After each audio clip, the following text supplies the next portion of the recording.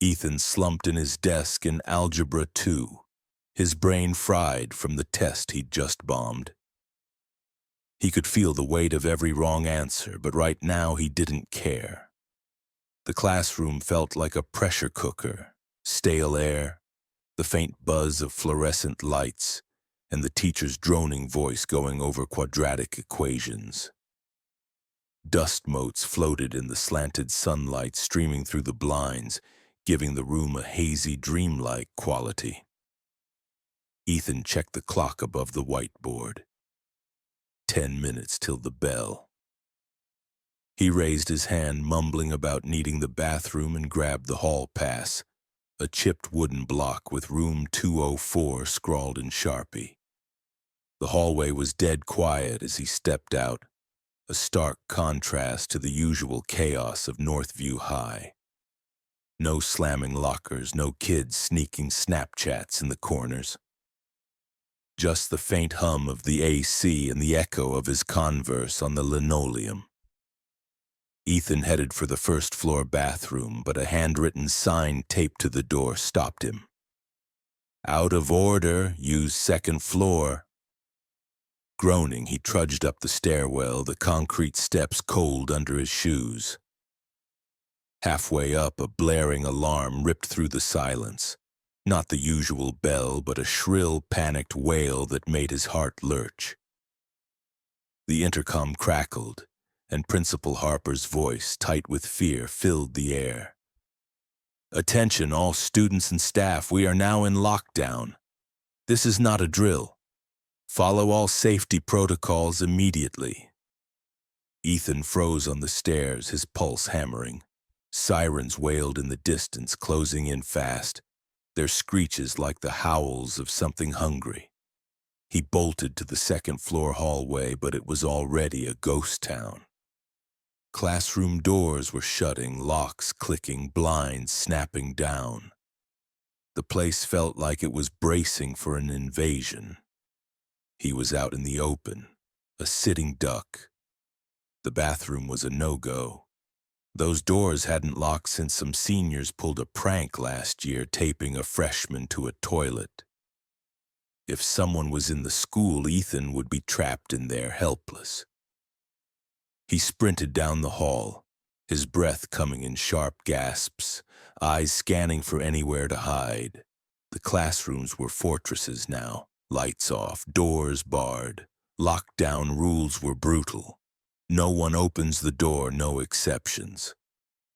Ethan felt like a deer caught in a hunter's sights, heart pounding so loud he swore it echoed.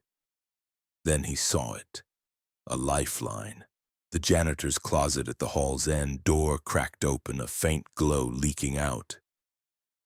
Ethan didn't think twice. He dove inside, yanking the door shut and fumbling for the lock.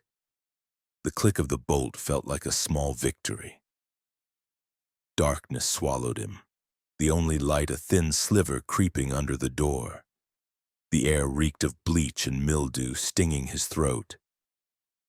He slid to the floor, back pressed against a shelf of cleaning supplies, trying to quiet his ragged breathing. Outside, the sirens cut off, leaving a silence that pressed against his eardrums like a physical weight.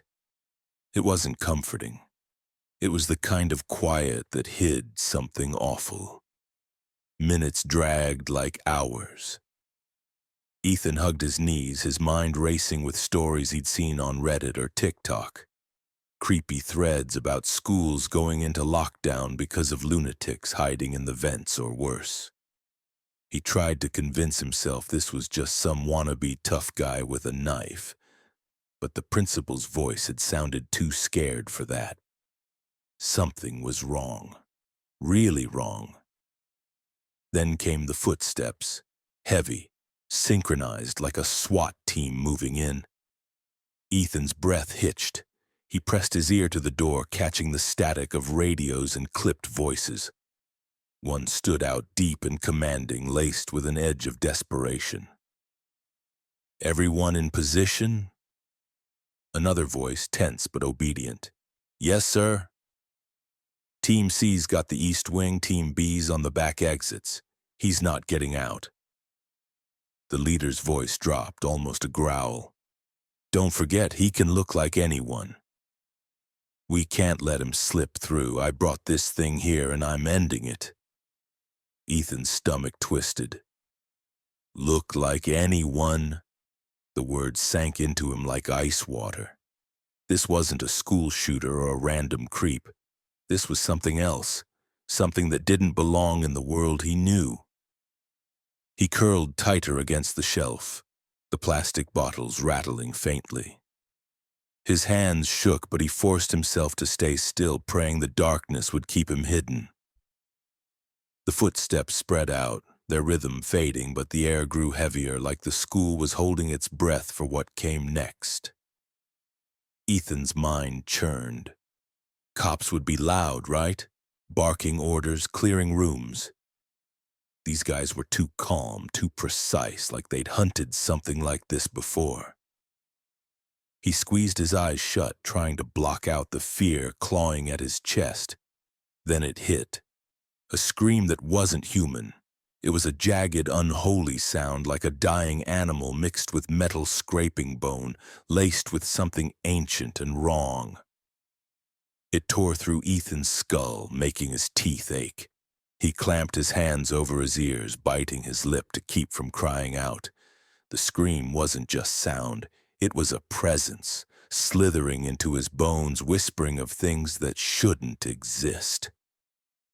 The leader's voice roared, "Stop right there! Hands up now!"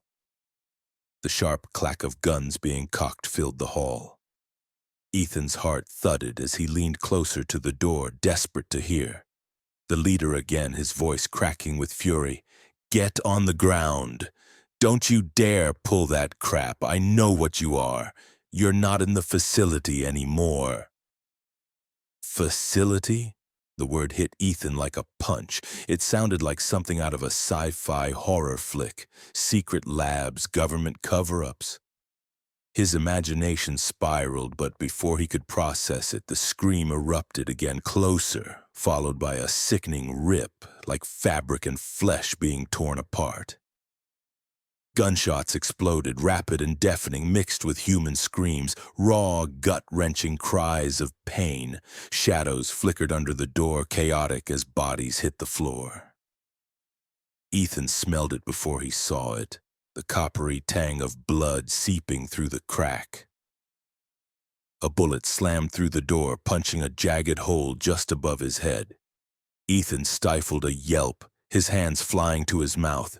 Against every instinct, he pressed his eye to the hole, unable to look away. What he saw wasn't human. A figure moved in the hallway, too fast, too wrong.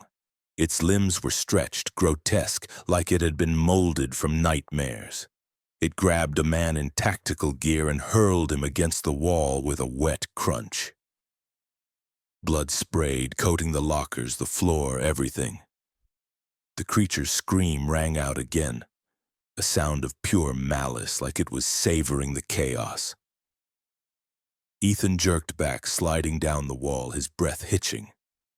His mind screamed at him to wake up, to be back in class, doodling in his notebook. But the gunfire kept roaring, the screams kept coming, and the tearing sounds, God, the tearing went on and on. He pressed his forehead to his knees, whispering, "This isn't real, this isn't real." Then silence. A heavy thud shook the floor like something massive had collapsed. The leader's voice, ragged and broken, cut through. "Team A, it's down. I repeat, it's down. Get clean up in here, now." Ethan didn't move. His body was locked in place, every muscle screaming with tension.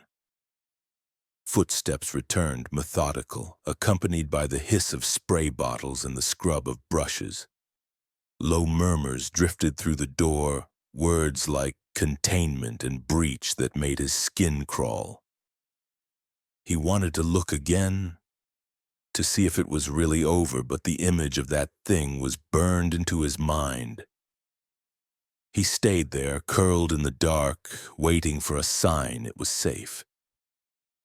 The intercom buzzed, Principal Harper's voice shaky. Lockdown is over, all clear, return to your classrooms. Ethan's hand hovered over the lock.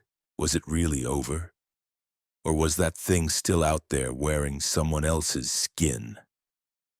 He forced himself to turn the bolt, the click loud in the stifling closet. He stepped into the hallway, blinking against the harsh fluorescence. It was spotless. No blood, no bullet holes, not even a scuff on the closet door. It was like nothing had happened. Ethan's knees buckled, his mind reeling. Had he lost it? Had he imagined it all? He stumbled back to class, muttering that he'd hidden in a bathroom stall. His friends gave him wide-eyed looks, some calling him badass for staying out there, but their voices felt distant, like they were underwater. The school let out early, and Ethan's mom picked him up, her face pale as she hugged him too tight. That night he sat glued to the TV, waiting for the local news at 10, needing answers. The report made his blood run cold. They talked about a disturbed student who'd brought a gun to school, arrested after a minor altercation. The footage showed a kid in a hoodie and cargo shorts, cuffed, not a scratch on him, being shoved into a squad car. Ethan's stomach churned. That wasn't the thing he'd seen. The creature had been in a black tea, its body warped, inhuman. The news said no one was hurt, but Ethan had heard the screams, seen the blood, and the closet door on the screen, pristine, like it had been swapped out before the cameras arrived. Ethan lay in bed that night, staring at the ceiling, the dark pressing in. Questions gnawed at him. What was that thing? How long had it been at Northview, walking among them? Had he ever bumped into it in the halls, clueless? Who were those men, moving like soldiers but cleaning up like they were erasing evidence? What was the facility the leader mentioned? And the worst question of all, was it really dead? Or was it out there, hiding behind someone else's face? He closed his eyes, but the creature's scream echoed in his head. A sound no human could make. A sound that belonged to something that should never have existed. Ethan knew deep down that no matter how many times he told himself it was over, that day would cling to him like a shadow, a wound that would never heal.